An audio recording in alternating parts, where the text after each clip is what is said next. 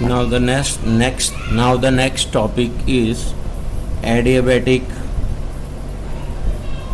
system or adiabatic wall.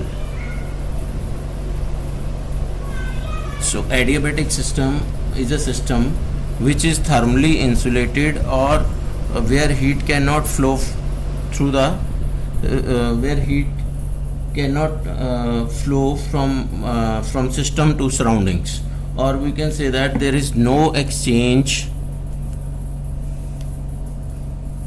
of any transient energy, or we'll say for any transient energy will include work transfer and heat transfer with the surroundings. सो हम ये कह सकते हैं कि इस जो adiabatic system है वो सिस्टम होता है जिसमें कोई किसी भी तरह का हीट ट्रांसफ़र नहीं होता, किसी भी तरह का वर्क ट्रांसफ़र नहीं होता. So that system is termed as adiabatic system.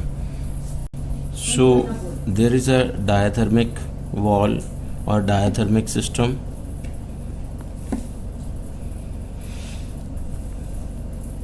This is that type of system which allows heat transfer through the system.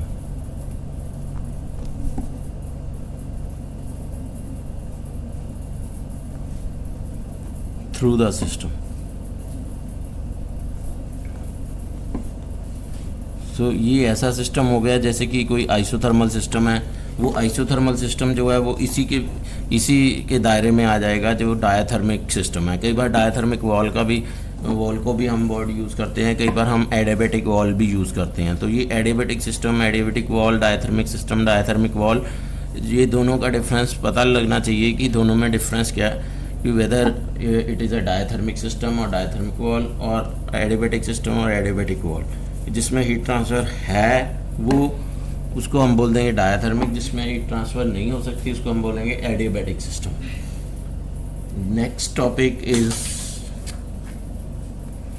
Phase. So phase is that quantity of matter which is homogeneous throughout in physical and chemical composition. So a quantity of matter or a system, or we'll say a part of a system or a quantity of matter which is homogeneous throughout that means कि वो हर part of the system में वो homogeneous रहेगा, और both in physical and chemical composition. So physical composition में भी, physical structure में भी एंड केमिकल कंपोजिशन में भी, दोनों में क्या रहेगा, वो सेम रहेगा, वो चेंज नहीं होएगा. इसको हम बोलेंगे फेज ऑफ द सिस्टम. सो यहाँ पे हमारे पास इसलिए हम इसको पढ़ना चाहते हैं कि हमने जब सिस्टम या थर्मोडायनेमिक सिस्टम की बात की है, तो थर्मोडायनेमिक सिस्टम में हमारे पास दोनों तरह की क्लासिफिकेशन हमें पता होनी चाहिए. कि एक की classification on the basis of phase and classification on the basis of the heat and mass transfer. That means कि जो हमने पहले क्लासिफिकेशन की है, close system, open system and isolated system, that is the classification on the basis on the basis of the matter transfer or heat transfer or energy transfer. This is the classification on the basis of the phase. So homogeneous system and heterogeneous system are two basic the system being classified into homogeneous and heterogeneous system. Homogeneous system में क्या होता है कि homogeneous system is a system in which single phase will remain throughout the system. कि हम हर एक system के हर एक पार्ट में वो सिंगल फेज में एक्ट करेगा. तो इसकी हम बहुत बढ़िया एग्जांपल ले सकते हैं, mixture of air and water.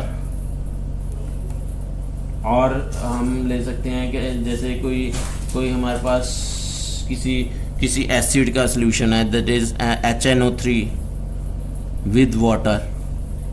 So किसी एसिड का सोल्यूशन भी हमें क्या देता है, होमोजीनियस सिस्टम थ्रू आउट देता है। HNO3 plus water will gives us the homogeneous solution, homogeneous system, and air and water is also a example of homogeneous system। और उसके बाद हम यहाँ air and water vapour, one is a same thing, ठीक है। तो heterogeneous में क्या हो जाएगा, heterogeneous system is that type of system in which there are 2 or more phases। So there are phases would be more than one, that means there would be 2 or more phases in that system, that is termed as heterogeneous system। Example here we can have water and steam। Water and steam is an example of heterogeneous system in which steam will play its own phase and water will have its own phase। And similarly we'll have another example is water plus oil। जो general example है उसमें हम लिख सकते हैं water plus oil.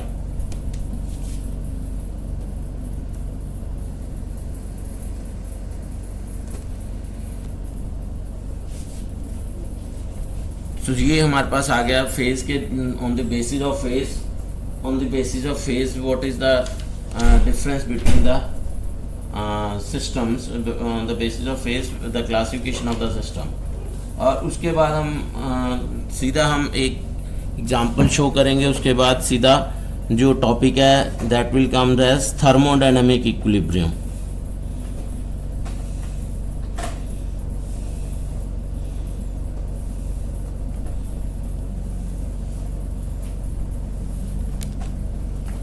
सो thermodynamic equilibrium क्या चीज़ है कि थर्मोडायनामिक इक्विलिब्रियम तभी हो पाएगा अगर हमारे पास सिस्टम जो है वो थर्मल इक्विलिब्रियम में भी है, मैकेनिकल इक्विलिब्रियम में भी है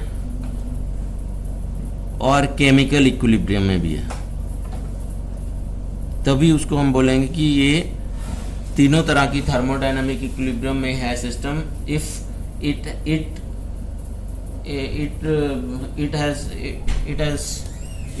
verifies the conditions for all the three systems, so it is eligible for the conditions of all the three systems, all the three equilibriums, that means thermal equilibrium, mechanical equilibrium and chemical equilibrium। If it follows or it verifies the conditions of all the three equilibriums, then it is said to have a thermodynamic equilibrium। So thermodynamic equilibrium का हम एक छोटा सा motive ये भी बना सकते हैं कि प्रॉपर डेफिनेशन में ये आएगा कि तीनों तरह के इक्विलिब्रियम जो हैं उसमें होने चाहिए thermal equilibrium, mechanical equilibrium and chemical equilibrium. और जनरल वे में हम कई बार ये भी बोलते हैं कि a system is said to be in a thermodynamic equilibrium state if the temperature and pressure, if both these parameters, temperature and pressure at all points on the in the system will remain same। ठीक है कि temperature and pressure parameter जो हैं वो it will remain same at all points. अगर वो सारे points पे सेम रहेगा तो हम बोल देते हैं कि वो, हम जनरल में बोल देते हैं कि वो थर्मोडायनामिक सिस्टम, थर्मोडायनामिक इक्विलिब्रियम में है वो वाला सिस्टम, अगर उसका टेम्परेचर एंड प्रेशर वो जो है वो remain same at all points in the system.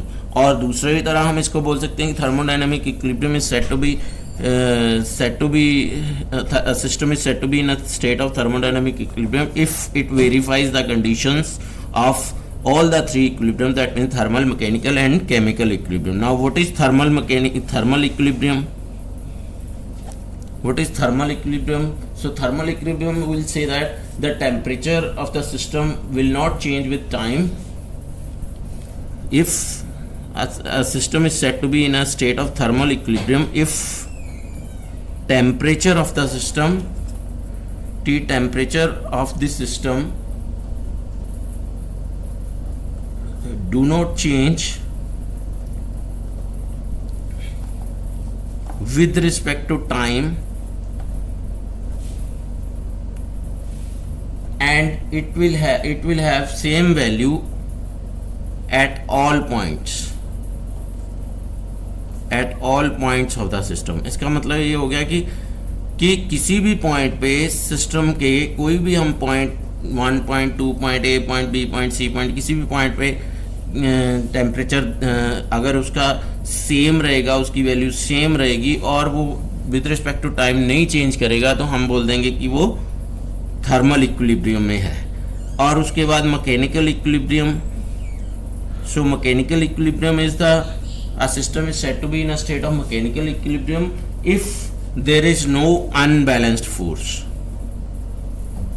If there is no unbalanced force or forces present in the system. So इसका मतलब ये हो गया कि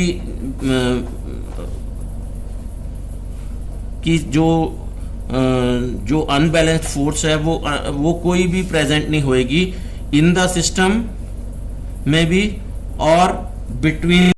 सो there won't be any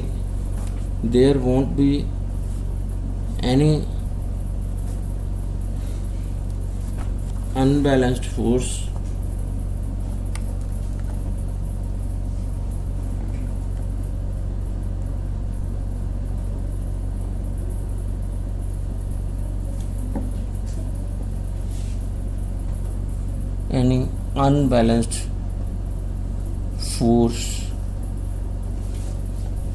present between system, that means within the system, and between system and surroundings.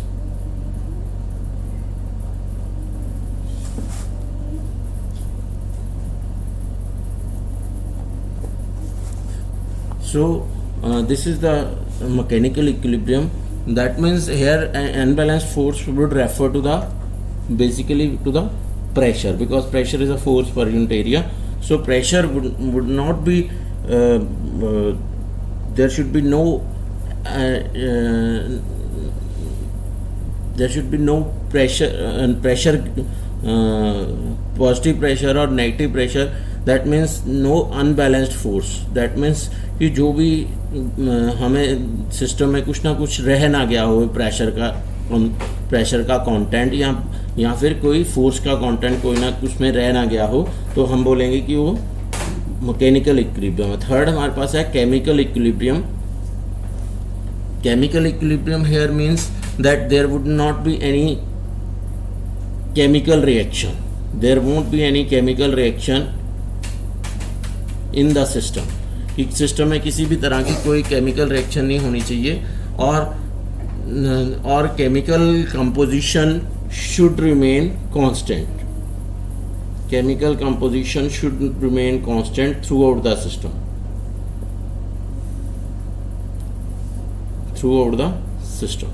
So this is all about thermodynamic equilibrium.